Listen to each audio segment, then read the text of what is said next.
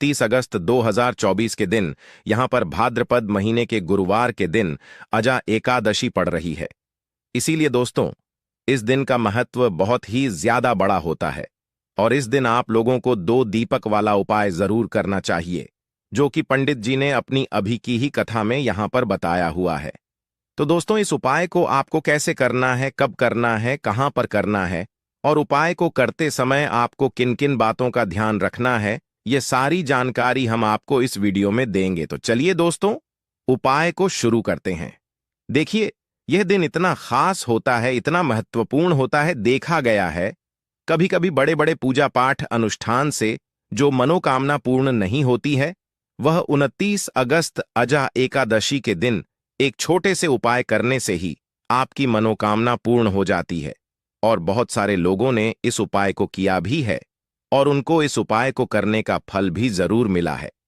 अगर आप लोग भी इस उपाय को 28 अगस्त 2024 अजा एकादशी के दिन करना चाहते हैं, तो आप इस उपाय को पहले अच्छे से समझ लेना, सुन लेना, उसके बाद करना। आपको इस उपाय का फल जरूर मिलेगा और इस उपाय को करने से आपके घर में चाहे किसी भी प्रकार की दुख और समस्या क्यों ना चल रही हो, आपको उसका कारण भी नहीं पता है कि भाई यह समस्या किस कारण से चल रही है, उसका कुछ भी कारण हो सकता है, जैसे पितृदोष हो सकता है या किसी भी तरह का मंगल दोष भी हो सकता है, और भी बहुत तरह के दोष होते हैं, कुछ भी हो सकता है। पर आपको इस उपाय को करने के लिए अपने दोष को पता लगाने की भी जरूरत नहीं है। 29 अगस्त अजा एकादशी के दिन इस 2 दीपक वाला उपाय को आप लोगों को कर लेना है। 29 अगस्त अजा एकादशी के दिन भगवान विष्णु जी बहुत आसानी से प्रसन्न हो जाते हैं। तो आइए अब हम समझते हैं कि इस 2 दीपक वाला उपाय को आपको करना कैसे है और इस उपाय को करने का जो समय है वह क्या है। तो देखिए, इस 29 अगस्त अजा एकादशी के दिन किए जाने वाले यह 2 दीपक वाला उपाय जो उपाय है, यह मुख्य रूप से सुबह के समय होगा। किस समय होगा? सुबह के समय होगा। आपको कोशिश यही करनी है कि सुबह के समय हम इस 2 दीपक वाला उपाय को कर लें। पर किसी कारणवश अगर आप सुबह इस उपाय को न कर पाओ, आपको कहीं काम से जाना हो या किसी और काम की वजह से आप उपाय को न कर पाओ, तो आपके पास फिर दूसरा मौका रहेगा, जो कि शाम के समय का रहेगा, प्रदोष काल का रहेगा। अब भाई, प्रदोष काल का समय भी एक बहुत ही लोगों के मन में प्रश्न बन जाता है कि भाई यह समय होता कब है, कितने बजे से लेकर कितने बजे यह समय होता है, ताकि हमें उपाय के लिए जो है करने का समय पता लग जाए। तो हम आपको बता, प्रदोष काल का जो एक समय होता है, शाम का समय वह होता है शाम के 6 बजे से लेकर शाम 7 बजे के बीच का। इस समय के बीच में आप उपाय को करेंगे तो आपको उस उपाय का जरूर फल मिलेगा। तो शाम के 6 बजे से लेकर शाम के 7 बजे के बीच में आप लोग इस 2 दीपक वाला उपाय को कर सकते हो। तो दोस्तों, बहुत सारे लोग यहां पर यह प्रश्न भी जरूर करेंगे कि हम तो नौकरी पर जाते हैं, हम अपनी ड्यूटी पर जा आते हैं और आने में हमें देर हो जाती है, तो उस जगह पर हमें क्या करना चाहिए। तो देखिए, उन लोगों को भी टेंशन लेने की जरूरत नहीं है।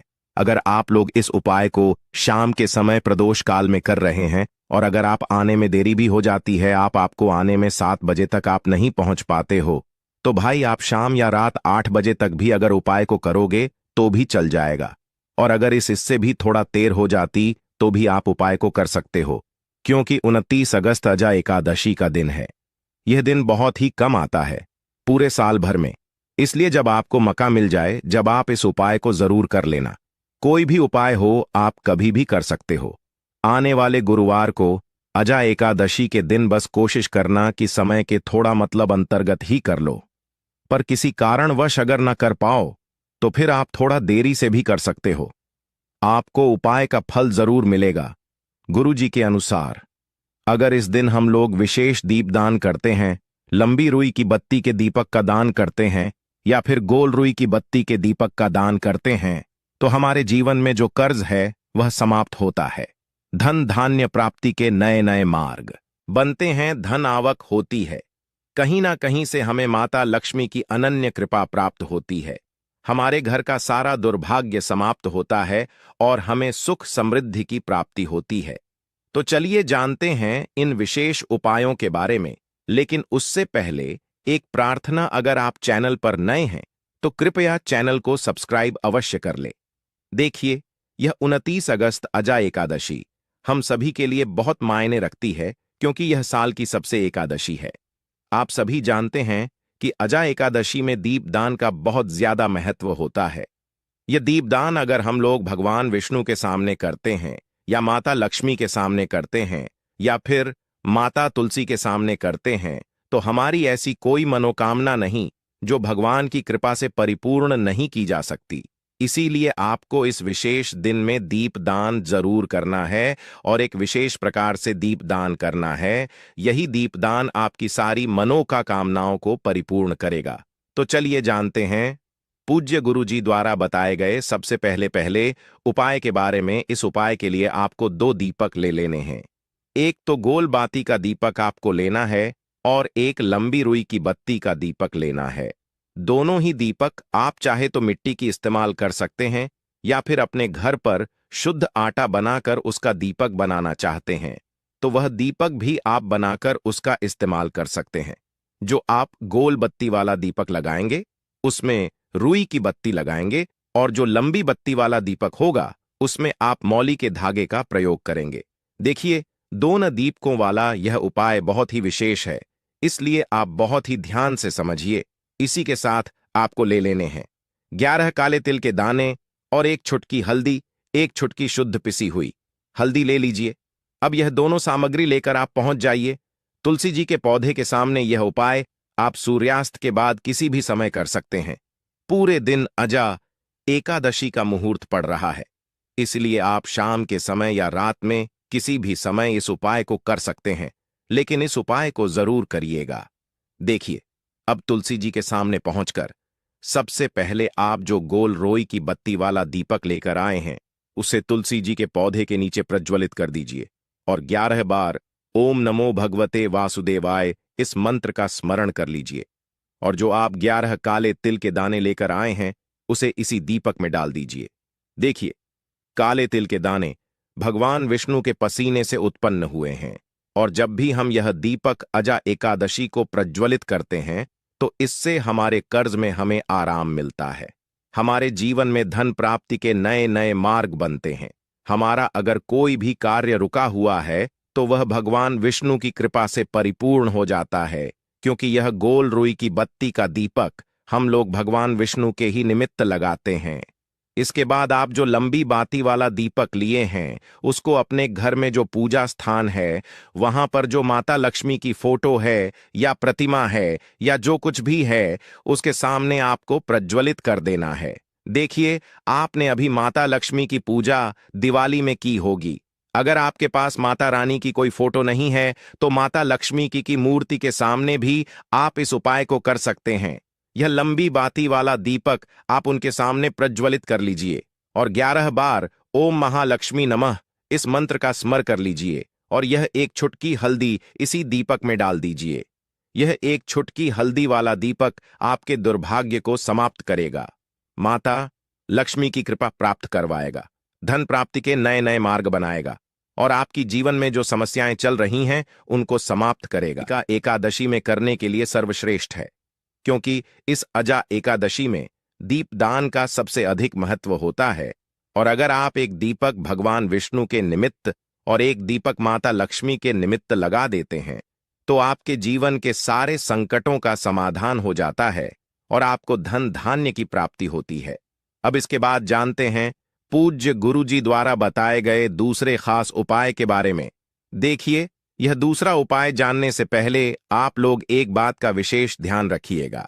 साल में जितनी भी एकादशी पड़ती है उन एकादशी में आपको किसी भी एकादशी में किसी वृक्ष की ना ही कोई पत्ती तोड़नी होती है ही कोई लकड़ी तोड़नी होती है।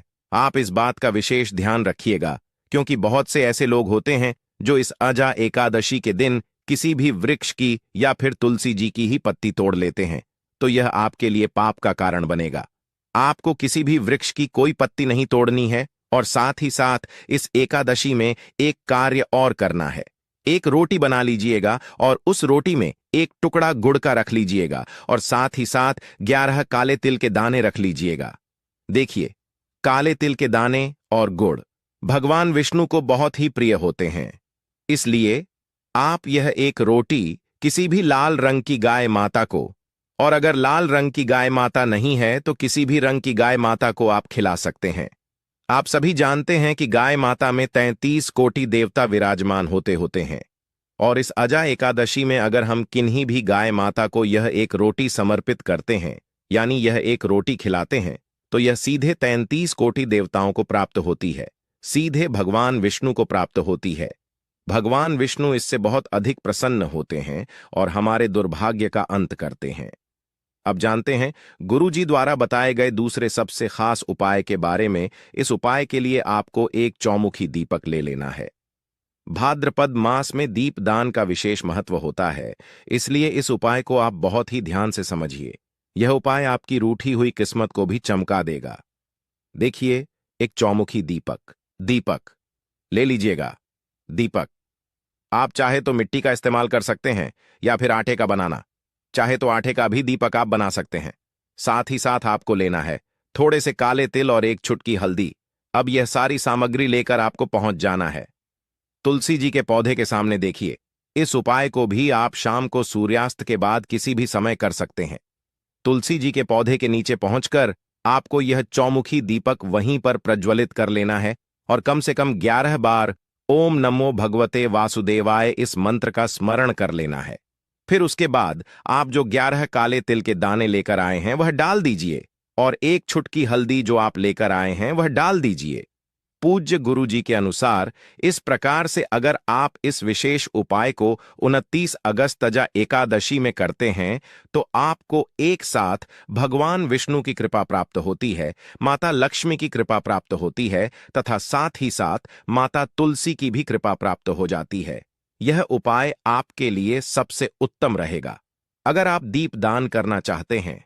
देखिए, पहला उपाय भी दीपदान के बारे में बताया गया था और यह उपाय भी दीपदान के बारे में बताया गया है, तो इन दोनों उपायों में से किसी भी एक उपाय को आप कर लीजिएगा। आपकी सोई हुई किस्मत भी चमक जाएगी। पूज्य गुरुजी ने स्वयं यह बात कही है। अब जानते हैं गुरुजी द्वारा बता गए तीसरे और सबसे आखिरी उपाय के बारे में। देखिए, इस उपाय के लिए आपको ले लेना है एक लोटा जल। लोटा आप तांबे का ले लीजिएगा। फिर इसी के साथ आपको लेने हैं 11 तुलसी जी के पत्ते। अगर आपके पास तुलसी जी के 11 पत्ते नहीं हैं, तो तुलसी जी के पौधे के नीचे एक पत्ता ही अगर गिरा हुआ पड़ा है तो उसको उठाकर उसका भी आप प्रयोग कर सकते हैं। बस आपको एक बात का ध्यान रखना है कि अजा एकादशी के दिन हम लोग तुलसी जी के पौधे से कोई पत्ती नहीं तोड़ते हैं, इसलिए आप इस दिन पत्ते नहीं तोड़ेंगे बल्कि गिरे हुए पत्ते का इस्तेमाल कर लेंगे। अगर एक पत्ता भी है तो उसका भी इस्तेमाल कर सकते हैं। अब यह पत्ता आपको इस एक लोटे जल में मिला लेना है और यह जल लेकर आपको पहुंच जाना है किसी भी भगवान नारायण के मंदिर में। आपके घर के आसपास भगवान विष्णु का अगर कोई मंदिर है, या फिर भगवान कृष्ण का अगर कोई मंदिर है, या फिर भगवान राम का कोई मंदिर है, यानी भगवान विष्णु के किसी भी अवतार का अगर कोई मंदिर है, तो उसमें आप लेकर यह एक लोटा जल पहुंच जाइएगा और इसे उन भगवान के मंदिर की चौखट में रख दीजिएगा। यह जल आपको समर्पित नहीं करना है, अर्पित नहीं करना है, सिर्फ और सिर्फ उस मंदिर की चौखट में रख दीजिएगा और 11 बार ओम नमो भगवते वासुदेवाय इस मंत्र का स्मरण करते हुए आपकी जो भी मनोकामना हो, चाहे धन प्राप्ति से संबंधित हो, या फिर आप अपने बिजनेस में तरक्की प्राप्त करना चाहते हैं, या फिर आप बहुत समय से मेहनत कर रहे हैं, प्रयास कर रहे हैं लेकिन नौकरी नहीं प्राप्त कर पा रहे हैं, या फिर आप अपने विवाह के लिए यह उपाय कर रहे हैं, या फिर आप अपने घर के लिए यह उपाय कर रहे हैं, किसी भी प्रकार की आपकी मनोकामना है तो उस मनोकामना को पूर्ण करने के लिए भगवान विष्णु से प्रार्थना कर लीजिए और फिर यह एक लोटा जल ले जाकर आपको पहुंच जाना है किसी भी पीपल के वृक्ष के नीचे, या फिर केले के वृक्ष के नीचे, या फिर शमी के वृक्ष के नीचे, और या फिर आंवले के वृक्ष के नीचे। इन चारों वृक्ष में से जो भी वृक्ष आपके घर के आसपास हो, देखिए सबसे उत्तम होगा अगर आपके घर के आसपास आंवले का वृक्ष हो या फिर केले का वृक्ष हो, क्योंकि अजा एकादशी के दिन इन दोनों वृक्षों में भगवान विष्णु का वास होता है और साथ ही साथ पीपल के वृक्ष में भी वास होता है। तो अगर इन 3 वृक्षों के नीचे आप यह जल अर्पित कर देते हैं तो भगवान विष्णु आपसे बहुत ही जल्द प्रसन्न हो जाते हैं। देखिए, आपको तीनों वृक्षों में या चारों वृक्षों में जल अर्पित नहीं करना है। इन चारों में से किसी भी एक वृक्ष के नीचे इस जल को अर्पित करते जाइए और लगातार ओम नमो भगवते वासुदेवाय इस मंत्र का स्मरण करते जा और अपनी मनोकामना फिर से दोहरा दीजिए जो अभी आपने मनोकामना बोली है। पूज्य गुरु जी ने कहा कि अगर आप इस विशेष उपाय को अज्जा एकादशी के दिन कर लेते हैं तो भगवान नारायण की कृपा से आपकी बड़ी से बड़ी मनोकामना बहुत ही जल्द परिपूर्ण हो जाती है। तो दोस्तों, यह थे पूज्य गुरु जी द्वारा बताए गए कुछ बहुत ही खास उपाय। अगर आपको जानकारी अच्छी लगी हो तो वीडियो लाइक